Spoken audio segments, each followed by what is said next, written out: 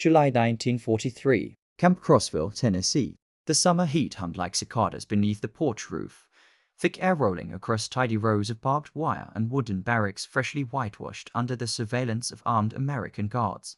German prisoners of war, their uniforms threadbare after years of service in the unforgiving deserts of North Africa, trudged in single file toward the mess hall, the weights of surrender and uncertainty heavy in every step. Their eyes, hardened by loss and deprivation, darted constantly from the guards to the distant tree line. But on this morning, the world was about to become impossibly stranger than any nightmare or propaganda they'd ever believed. A brown glass bottle, sweating in the humidity, was pressed into a POW's palm. The drink fizzed sweet, carbonated, achingly cold.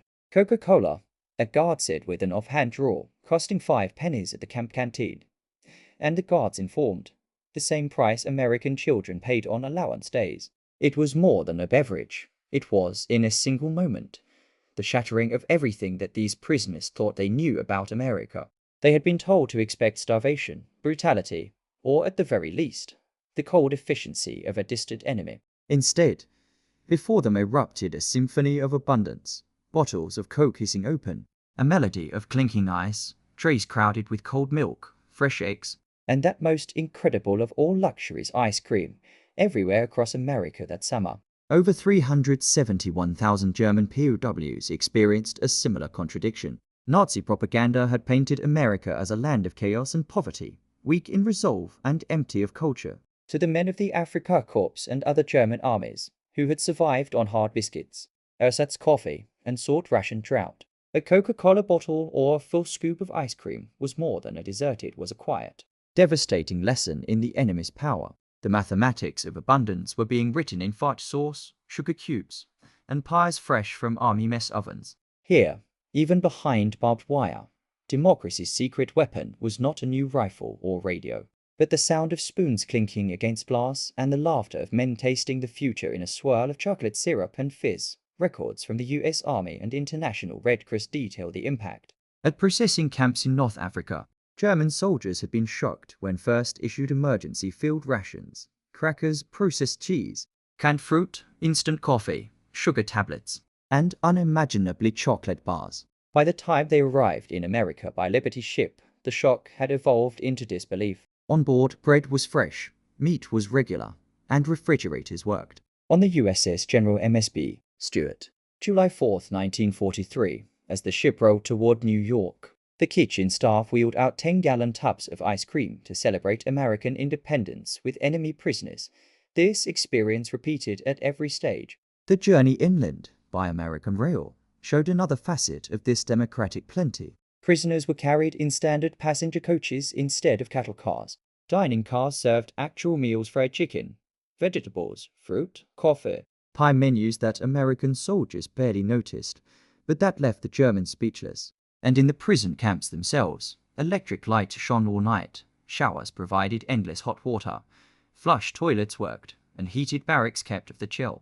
Then there were the camp exchanges, shelves lined with American candy bars, Hershey, Mars, Snickers, Baby Ruth soft drinks, and cigarettes, available to anyone with canteen credits, no bribe or ration coupon required. Ice cream and Coca-Cola, luxuries that would have made a German officer's wedding feast before the war, were ordinary in the land of the enemy. The American approach was carefully documented and consistently generous. Army Quartermaster reports from 1943 are meticulous.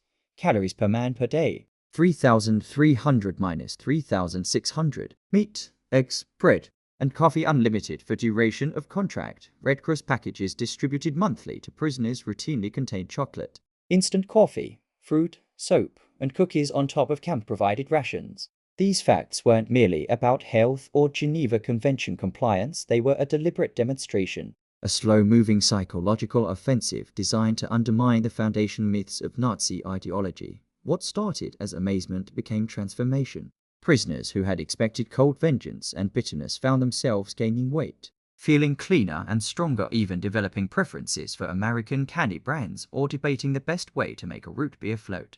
The contrast became most profound during great American holidays. At Thanksgiving, roast turkey, stuffing, cranberry sauce, pumpkin pie, and coffee was served, and Christmas brought homemade cookies and gifts from American civilians and church groups. Every tradition was performed with unthinking regularity, for prisoners as for citizens, challenging any notion that America's power was cruel or indifferent for technical-minded prisoners.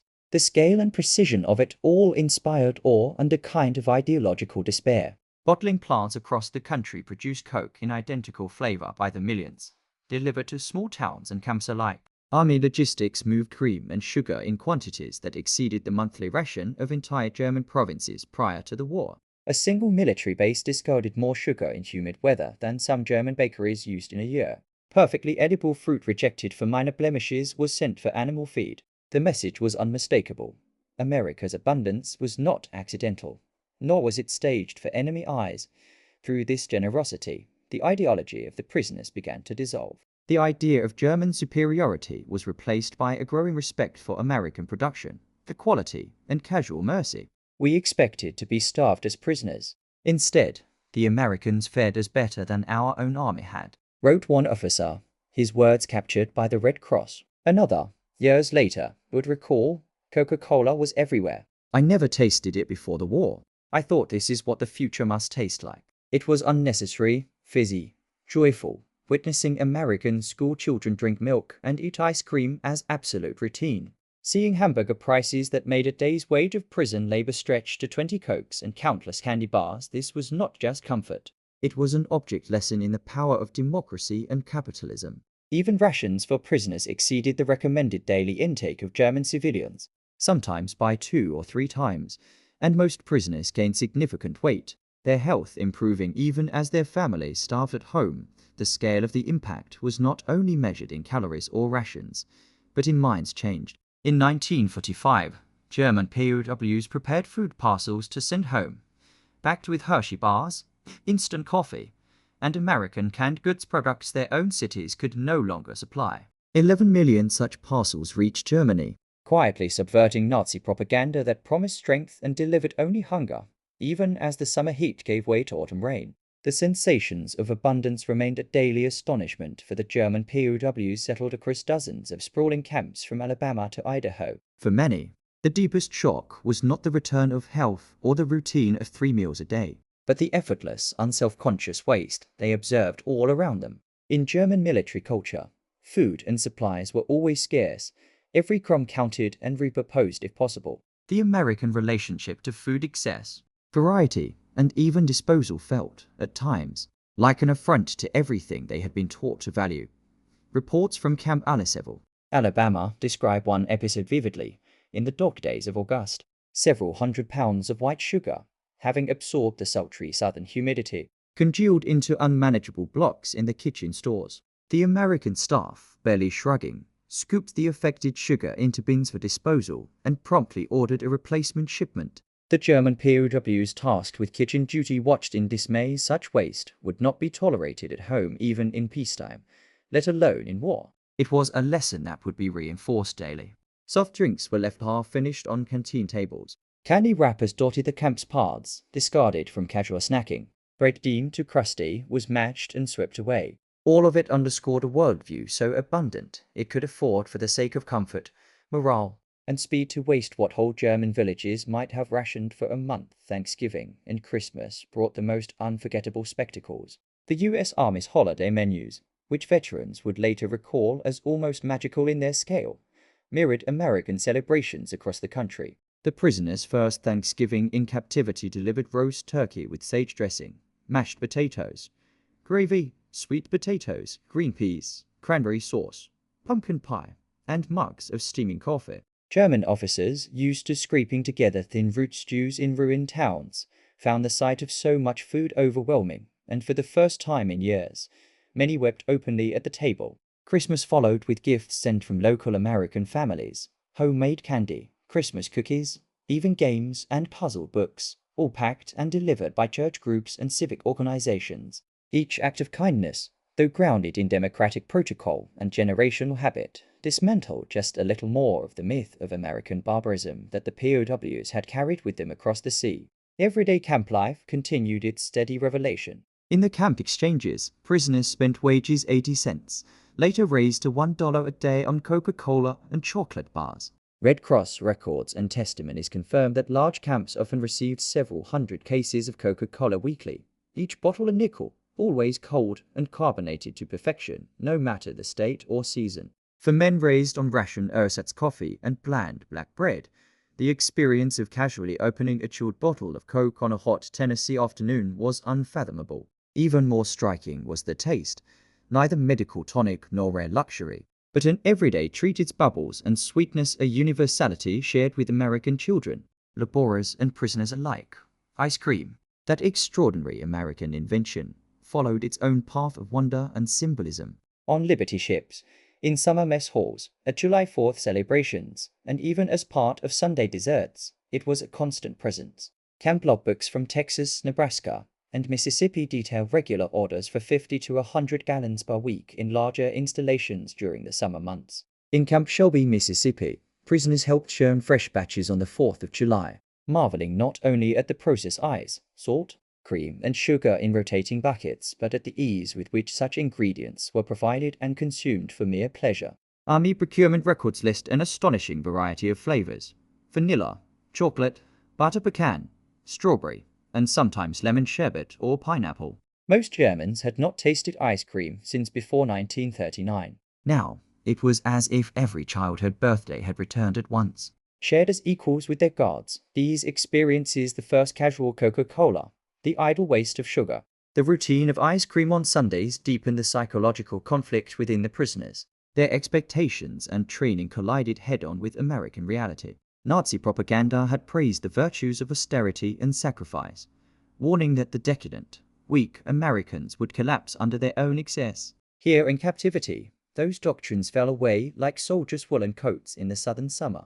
The men watched as American children ate full lunches and ordered ice cream at school cafeterias, privileges denied to most German officers' children for years. More astonishingly, they learned of the equality in American custom. In a roadside diner, they observed, a factory worker and a wealthy businessman ordered from the same menu, paid the same prices, and drank Coke side by side. This, too, was democracy in action, and the POWs absorbed it with a mixture of awe, envy, and growing respect. Official statistics circulated in camp newsletters and posted on American bulletin boards told the larger story.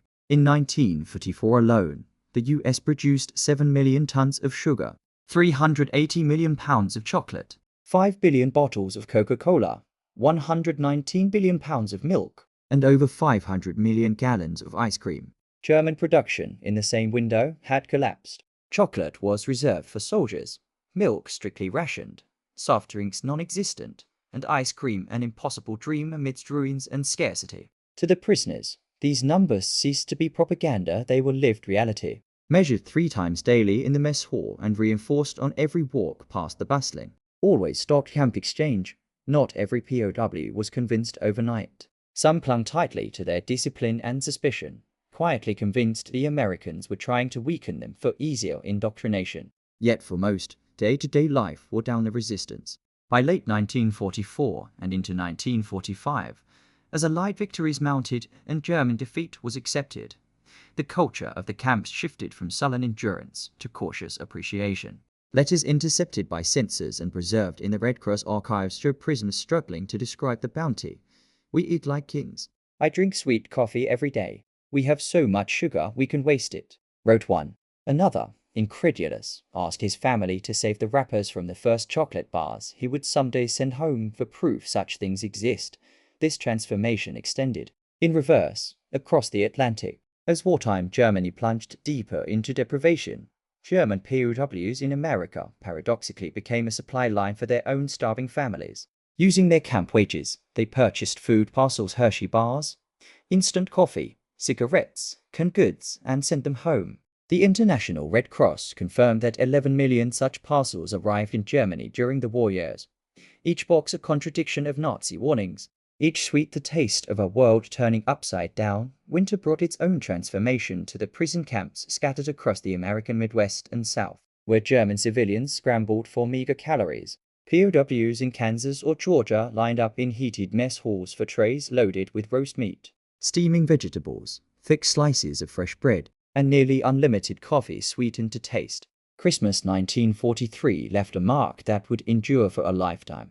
Army chaplains organized services in multiple languages, and American civilians, many of whom had sons killed or missing in Europe, still brought gifts for prisoners' boxes packed with homemade cookies, soap, warm socks, and even board games. For many Germans, the experience was destabilizing in a way that no battlefield defeat could ever be.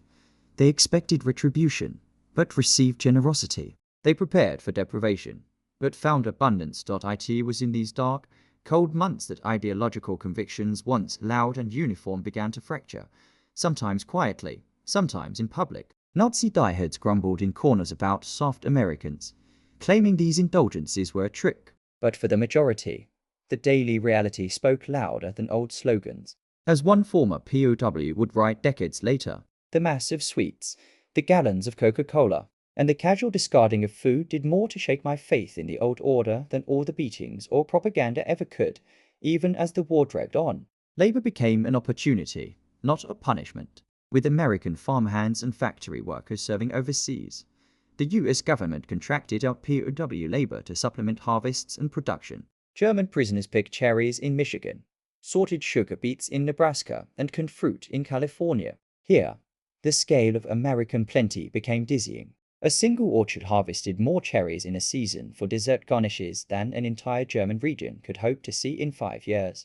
In canneries, prisoners witnessed quality control practices where pallets of produce were rejected for cosmetic blemishes, then often sent to livestock feed, not back into circulation or to the needy. The waste of food, once shocking, became a symbol of just how far American production outstripped anything the POWs had ever imagined. I saw more food in one afternoon than I had seen in 2 years on the Russian front, confessed a former sergeant. His recollection later archived by the Red Cross. Prisoners in minimum security camps, on work release, even witnessed the American school lunch phenomenon. They watched as children, girls in gingham dresses, boys with scuffed Oxfords filed into cafeterias for hot meals featuring milk, protein, vegetables, sometimes even ice cream. The idea that the society could afford not only to feed every child well, but to offer desserts and cold drinks on demand, while German children starved, delivered a moral blow deeper than any military defeat. Interactions with ordinary Americans left an imprint too.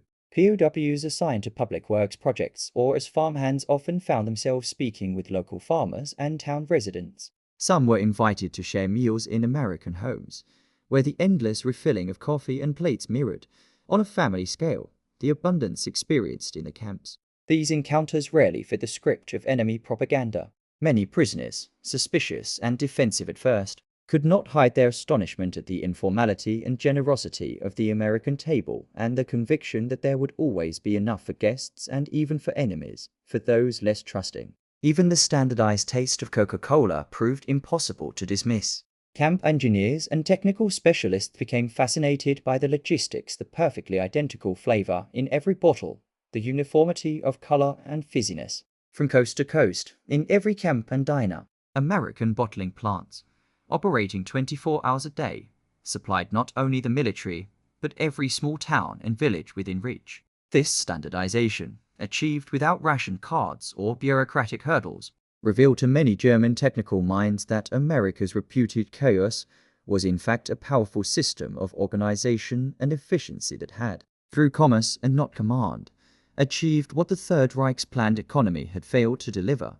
The impact on morale was profound and contagious. The camp's bulletin boards, once hotspots for black market negotiations for soap or extra cigarettes, were now lined with notices about upcoming dances, movie nights, and sporting events, all rewards at first, then considered standard entertainment. Camp administrators, watching the changes, remarked that discipline became less of an issue as prisoners began to internalize that fairness and comfort, not punishment or deprivation, were the governing values of their captivity. Prison laborers would line up after paydays to buy chocolate, Coca-Cola, postcards, and wrap-up parcels for Germany packages that more than once arrived before bad news of a comrade's death at the front. One prison chaplain wrote that the camps, by 1945, felt more like small American towns in summer than pens for a defeated enemy. As the German state collapsed into ruins and German secrets faded, POWs like the men at Crossville and Aliceville gradually dropped their masks. In Red Cross interviews, they described dreams of ice cream and Coca-Cola back in Germany. For many, Returning hunger and fear seemed impossible after months in the land of plenty. But every memory the weight gained, the shared meals, the taste of soda fizz, the bitter realization of waste turned to kindness would become the seed of something new and irrepressible when they finally left America behind. Spring 1945. News of Germany's surrender filtered through static-laden camp radios and word of mouth, often brought by American guards who treated the end of war as another fact of routine. In the final months before repatriation, German prisoners felt anticipation mingled with dread. Official camp correspondents announced the winding down of work projects, the return of personal effects, and detailed health checks to ensure every man left stronger than he had arrived. For most, though, the most poignant farewells were with abundance itself. Medical records compiled as prisoners were processed for return confirmed the visual evidence. Almost every German POW left American custody heavier and in better health than at capture. The contrast was glaring. They would return to a Germany where, according to occupying US field reports, the average civilian daily calorie count hovered at half what the prisoners had received in America. The last Red Cross parcels were packed with care bars of chocolate, packets of instant coffee and sugar, tins of processed meat, all of it bound for families who had only known want since the war began. Former guards later recalled scenes outside the gates, with departing prisoners clutching every last American good they could carry, Hershey bars concealed in shirt seams, soda bottles wrapped in laundry, even postcards of the mess hall menus as proof for the men on trains east across a broken Europe. The memories of American ice cream and Coca-Cola took on almost mythic quality. Some wrote in journals about tasting the future, that first impossible Coca-Cola under Tennessee sun, or that scoop of cold vanilla melting on a July afternoon, both of which cast doubt on every Nazi lecture about the rot and fragility of American society. These narratives would become their own sort of re-education, growing sharper the further away they moved from abundance and back toward a landscape of ration cards and scavenging for dried peas. West Germany in the late 1940s and early 1950 seconds stood at a crossroads. Former POWs spoke to their families and communities about what they had seen and tasted in captivity. Their tales sounded like fantasy or, to some, dangerous counter-propaganda. In countless homes, children listened wide-eyed as fathers described ice cream sundaes and a country so rich it gave Coca-Cola to its prisoners, while German children searched rubble for apple peels. But these stories, unlike the brittle propaganda of either side, arrived stamped in experience too palpable to doubt. German businessmen, engineers, and policymakers returning from American captivity carried new visions of what was possible. They understood something their compatriots could barely imagine, that true prosperity required not just production, but the willingness to place abundance within reach of ordinary citizens. Former prisoners would become pivotal in the transformation behind the so-called Wirtschaftswunder, the economic miracle of post-war West Germany. Many would help import American brands, replicate the supermarket model, and introduce democratic consumption as a source of national pride. In interviews decades later, veteran POWs described how the casual kindness of American prison guards, a candy bar tossed at roll call, a bottle of Coke shared on a work detail, did more to transform their worldview than years of militarist indoctrination. "We were defeated by ice cream," one said, with a kind of reverence, "and Coca-Cola finished the job." Others found themselves echoing the observation of Allied officers. American strength came not only from armies and industry, but from the power to waste and share, to treat even enemies with a kind of fairness unheard of in total war. Historians have since come to recognize the POW experience as one of history's greatest soft power victories. Academic studies, from Arnold Kramer and beyond, conclude that American food culture, ice cream, Coca-Cola, candy bars broke the psychological grip of Nazi ideology in a way that no forced labor, re-education, or ideological browbeating ever could. The Coca-Cola effect, as it came to be called, was a simple but devastating one. When even the enemy is welcomed into the circle of abundance, the myths of superiority crumble. Yet the deepest lessons took root not in policy or economics, but in the small sensory memories that every ex-prisoner carried into peace. The sound of a Coca-Cola cap popping, the cold bite of ice cream on the teeth, the dense sweetness of American milk chocolate all became emblems and memories of a world where, for a brief, impossible window, even the defeated discovered what it meant to belong to plenty. One can still trace the ripples decades later. The return of Coca-Cola to Germany in 1949 became a symbol of newfound alliance and American sponsorship. Ice cream parlors sprang up in cities rebuilt from rubble, graced by the same chrome stools and glass cases that the prisoners had seen in Alabama and Nebraska. The children of former POWs, inspired by their father's stories, would later study English, seek work in American firms, and help anchor Germany within a Western alliance that thrived not just by muscle, but by the promise of shared abundance. With the passage of years, the lessons learned inside American prison camps continue to shape memory and meaning across a whole generation of Germans. The smallest symbols carried the greatest weight: glass bottles and foil wrappers saved in desk drawers, battered German English dictionaries bearing the stains of Coca-Cola, faded black and white photos from camps where roll call ended with a scoop of vanilla or chocolate melting in the humid air. When former POWs spoke of their captivity, it was not defeat or humiliation they remembered, but the quiet ritual of abundance at the hand of their enemy. In conversations with sons and daughters, these men described how every shared dessert and drink had become a kind of education, an invitation to understanding that true power lay in the ability to give, not merely to take. The American ice cream sundae, a swirl of excess, a stack of choices that combined what German rationing denied tenfold, became a metaphor for a new order, where prosperity was measured not by what could be hoarded, but by what could be freely offered to all. For many, the first taste of Coca-Cola was a memory that never dimmed. The shock of sweetness, fizz, and care so profound it could not be explained by words alone. This change radiated outward from memory into culture, business, and politics. The post-war supermarket shelves stocked with dozens of candy bars, soda fountains offering root beer and floats, ordinary citizens able to choose what to drink, when to drink, and how much was both reality and myth realized. German business culture shifted fundamentally. Standardization, mass production, and customer choice became dogma, not out of economic calculation, but personal experience. A new generation of managers and policymakers raised on tales of American plenty championed consumer rights, food quality, and transparent pricing above wartime efficiency or central planning. Today, these lessons are visible everywhere: McDonald's signs in Berlin, Coca-Cola logos on festival banners, ordinary Germans debating the best flavor of ice cream on a summer afternoon. Historians, looking back through archived letters, photos, procurement records, and interviews, recognize that rare education through abundance achieved what forced propaganda never could: a generation shift in values, an openness to democracy built on lived experience rather than ideological command. Academic studies are filled with testimony. We came to understand America by eating its food and using its waste. Every meal was a lesson, every treat an argument against everything we believed about power and suffering. Yet, for those who lived it, the deepest transformation remained profoundly personal. Prisoners returned home carrying more than chocolate bars or sodas. They carried the knowledge that kindness and mercy, delivered through abundance, forever altered how they understood the world. Old worldviews fell away, not with speeches, but with quiet American ice clinking against glass, syrup swirling into soda. The steady routine of enough for everyone, upheld not just in word, but in substance. The last legacy belongs to remembrance. Fathers pass the story to their children.